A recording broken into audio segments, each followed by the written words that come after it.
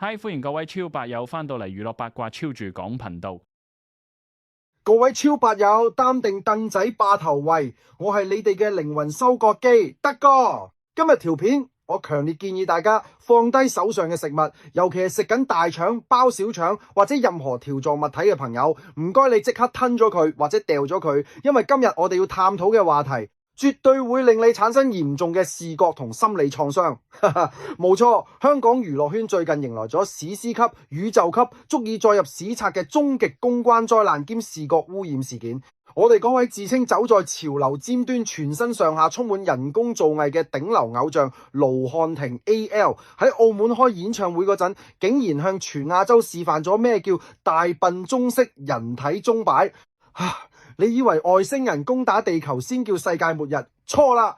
當你碌緊手機，無啦啦彈條片出嚟，見到一個男人喺台上勁歌熱舞，下半身竟然出現咗一名完全違背物理學、瘋狂左搖右擺嘅不明物體，瘋狂左搖右擺嘅不明物體，嗰種衝擊力簡直勁過核彈爆炸啊！今日德哥唔同你講客氣，我哋要將呢單激突條條揈事件由頭到尾，由物理學到心理學，剝花生剝到最入面嗰層。準備好你哋嘅留言掣，因為今日嘅火力會係前所未有咁猛烈。好，我哋首先將個時間線拉翻去案發現場。話說早前 AL 喺澳門開音樂會，原本只係一場普普通通嘅乾炒牛河式勁歌熱舞，點知有位好心腸又或者係受害者嘅網民喺台側拍咗段絕密影片。片段入面 AL 著住條據稱係啡色嘅闊身褲，跳得好落力，但係全場觀眾同網民嘅焦點完全冇辦法集中喺佢嗰塊被譽為人工奇蹟嘅面上，亦都冇辦法欣賞佢啲舞姿，因為佢下半身某個重要部位竟然出現咗極度不尋常嘅激突，仲要隨住音樂節奏瘋狂咁條條揈。嗰種揈法唔係普通嘅震動，而係好似一個失控嘅巨型鐘擺，左右，幅度大到你以為佢課急驗收埋咗隻保齡球。事件一出，全網譁然，有人懷疑佢係咪貪涼爽，冇住底褲真空上陣，定係為咗吸粉裝假狗塞咗對襪入去？記者見到咁大粒花生，梗係撲到去問佢啦。結果呢，我哋呢位頂流偶像嘅回應真係震碎咗全香港人嘅三觀。佢笑笑口咁話：呢個係生理課，我係一個男性，地球有地心吸力，大家都有呢個情況，係藝人身體嘅一部分。跟住佢仲強調自己是有穿內褲，平時出街都會住，仲話自己身為男性有呢個器官同現象係無得避，因為條褲係啡色唔係淺色。所以係性別特指，最後仲要補多句挑機味極濃嘅 interesting。interesting， 你覺得好 interesting？ 大佬啊，你喺幾千人面前表演大風車，然後同我講呢個係地心吸力，呢個都未算最癲。喺同一個訪問入面，竟然仲爆出另一個驚天大鑊。阿劉竟然話要火拍 Ivy So 翻拍經典韓劇《金秘書為何那樣》，佢要挑戰朴敘俊嗰個霸道總裁角色啊！仲話預計7月開拍，甚至提到韓版有床戲，佢笑吟吟咁話是有呢啲程度，救命啊！一邊係闊耳失控狂病，一邊話要拍霸總床戲，同場加映。Eden 仲話要演港版《悠長假期》做木村拓哉。呢個香港娛樂圈到底發生咗咩事？係咪集體中咗降頭啫？嗱，德哥，我平時做人好公道噶，但今次真係忍唔住要化身學術界權威，同大家拆解下 AL 呢番偉論。第一個離譜位係牛頓，如果聽到佢呢句地心吸力，真係會激到翻身再嘔血，死多一次。AL 哥哥，小學常識都有教啦，地心吸力係向邊個方向？係向下呀，向下呀。地心吸力係會令啲嘢跌落地下，絕對唔會令一樣物體喺半空中呈現水平線式嘅左搖右擺。你嗰個嘢揈到好似雨撥咁，你同我講係地心吸力，你當香港人全部未讀過物理啊？如果地心吸力會搞到咁全香港嘅男人行出街，條褲入面豈不是個個都裝咗個打蛋器？成條彌敦道啲男人行路都啪啪聲啦！有網民話得好啱，佢呢個根本唔係地心吸力，佢係離心力加地心引力再加人造摩打動力啊！第二個炒車位就係佢攞生理課同我係男性嚟做擋箭牌。哇，聽到呢句真係尷尬。癌末期全面爆發，你係男性，全世界都知。雖然有時啲妝粉厚到令人懷疑，但係有呢個器官唔代表你要喺公眾場合毫無保留咁展示出嚟啦嘛。人類進化咗幾千年，發明咗底褲同褲，就係為咗遮蔽同固定。你話你有着底褲，如果着咗底褲仲可以揈成咁，一係你條底褲鬆到好似呼拉圈，一係你入面根本就攝咗其他唔屬於人體結構嘅異物入去。有網民一針見血咁講，呢條友擺明插到假體入去，整大佢先安樂。你平時個樣膠個胸肌膠都算啦，依家連下半身都要追求人工澎湃咁。仲有呀，你話自己係表演者係藝人，大佬專業少少好冇？外國啲芭蕾舞員專業 dancer 為咗避免喺台上出現呢種極度不雅、核突到令人反胃嘅畫面，人哋會住 dance belt 舞蹈護影。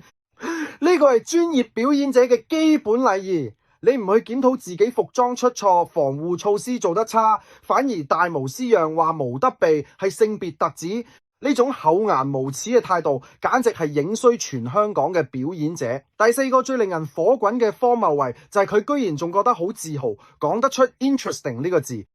喂，大庭廣眾扯旗或者揈嘢喺正常社會係叫非禮或者破壞公眾體統。你喺台上搞到好似18禁表演咁，然後同記者講覺得好有趣。有網民真係講中咗我心聲，睇佢回覆時嘅樣同內容，唔知幾自豪開心，態度好似話你吹得我脹咩？呢種毫無羞恥心嘅表現真係令人嘆為觀止。最後一個核彈級嘅災難位，絕對係佢要翻拍金秘書為何那樣。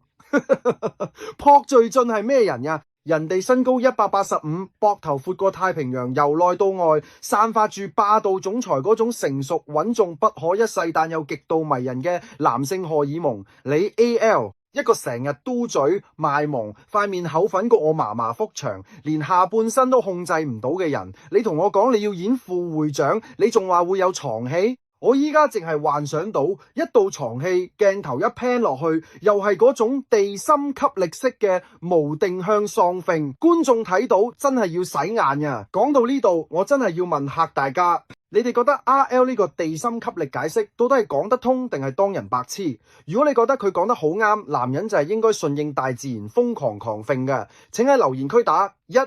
如果你同德哥一樣覺得佢根本係推卸責任、裝假狗，仲要死撐、核突到想嘔嘅，請瘋狂留言打2，同我洗版，話俾佢知咩叫不知所謂。各位，呢單嘢喺網上已經演變成一場腥風血雨嘅大屠殺。我整理咗各大論壇同埋社交平台嘅留言，真係精彩過睇戲。首先睇下清醒嘅網民點樣圍剿佢。有網民直接開火，嘉皇最近嘅動作，明眼人一看就知道係喺度炫耀佢嘅人工造藝，真係不必拿生理課嚟當擋箭牌。仲有網民鬧爆佢嘅態度，真係厚顏無恥到極點，影衰 Mirror 和同行表演者。佢行嘅路線越來越唔受控，連公司都控制唔到佢。睇佢回答已經失晒常態，其實佢會唔會有精神問題？成身都假，佢冇澄清係 AI，佢講到自己好自豪。哼，冇錯。由頭假到落腳，大家質疑嘅根本唔係你係咪男人，而係質疑你個果嘢到底係硅膠呀。有網民仲話見你喺度自己講自己條嘢真係好嘔心，女人夠每人有一對波，人哋會唔會拎出嚟作揈又揈呢？呢句真係絕殺，神級比喻。你估大就好威啊？你估周圍揈就好有型啊？喺公眾場合不顧儀態咁展示，呢啲唔叫性感，呢啲叫猥褻，叫變態啊！但係最令德哥我震驚，甚至係心寒嘅，係嗰班被稱為神徒嘅瘋狂粉絲嘅留言。佢哋嘅洗地能力真係可以攞諾貝爾化學獎，漂白水都冇佢哋咁勁。有粉絲居然話，身體特指本來就是最自然不過的事情，卻被人刻意放大、恥笑，放在今時今日的社會，實在令人心寒。Lolo 依然從容回應，坦坦蕩蕩，得體又清晰，不迴避不掩飾，反而更顯出他的自信與格局。Lolo is so classy as always。classy？ 你同我講 classy？ 一個男人喺台上條褲晾下晾下，俾人問起仲要沾沾自喜，你話佢有格局有自信？我真係想問下呢班粉絲，你哋嘅道德底線同埋審美觀係咪已經跌咗落馬里亞納海溝？如果今日喺地鐵有個阿叔住條闊褲喺度揈，你哋會唔會走埋去讚佢坦坦蕩蕩，得體又清晰呀？你哋會即刻報警拉佢非禮呀？點解換咗係你哋個偶像，核突就變咗做 classy，不知羞恥就變咗做從容不迫，仲有班粉絲瘋狂攻擊發文嘅記者。點解香港啲記者可以咁低質？呢個女記者問得出個問題都幾唔知醜，無聊到咁冇嘢問，要問呢啲真係反晒白眼。喂，大佬呀！條片全網瘋傳，幾十萬人睇過，肉眼可見嘅不尋常晃動。記者作為傳媒，問當事人回應有咩問題？你偶像自己做過咁大嘅公關災難出嚟，你唔去鬧佢防護措施做得差，反而去鬧指出問題嘅記者，呢種解決提出問題嘅人嘅邏輯真係麻木到一個點。呢種社會現象真係好得人驚。香港嘅偶像文化已經畸形到一個地步，就係無論個偶像做咩事，就算係當街拉屎，班粉絲都會讚啲屎好香，形狀好有藝術感。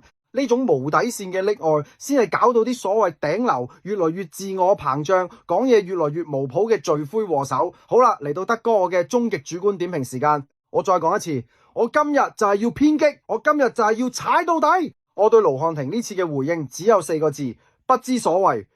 由頭到尾，佢表現出嚟嘅唔係咩高 EQ，而係極度嘅自戀同傲慢。佢覺得自己大晒，覺得自己點樣甩皮甩骨，點樣失儀，班粉絲都會埋單。佢將一個明明係自己服裝失誤，或者係刻意搏出位嘅低級錯誤，包裝成地心吸力同男性特質，試圖用一種高高在上，好似教緊你班凡人常識嘅態度去過關。但係對唔住，德哥我唔買賬，大眾都唔會買賬。你作為一個藝人，賣嘅就係形象。你今日可以為咗炒話題或者滿足自己嘅虛榮心，連基本嘅表演體統都唔顧。聽日你仲可以做出啲咩？